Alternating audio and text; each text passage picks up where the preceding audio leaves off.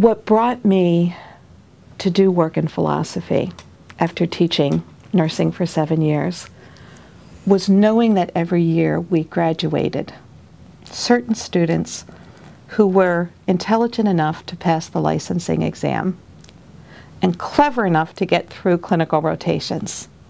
But I didn't trust that they would be who the public needed to be, left to their own devices. And so when I came to study philosophy, it was that Platonic can virtue be taught question, because I knew educating healthcare professionals was about a lot more than preparing them with the cognitive skills that they needed. And so what we developed here is a notion of moral agency that tried to say, what are those necessary and sufficient capabilities that we need to have?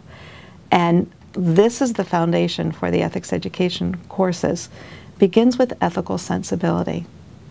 How do I recognize that there's an ethical challenge in this? It's not just a clinical challenge. It's not just something else.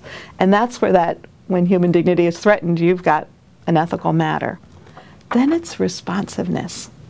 Because I can see the challenge, but either choose not to respond. I always say there's 3 ways to respond. Live as if you don't see it, head in the sand. Name the problem, but say I'm powerless.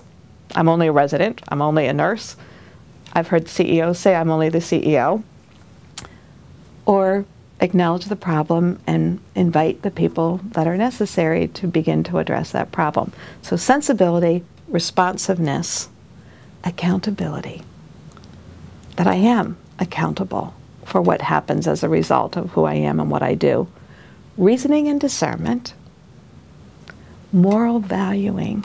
Values are beliefs about worth. They dictate how I spend my attention, my time, my money. And then character. And then transformative moral leadership.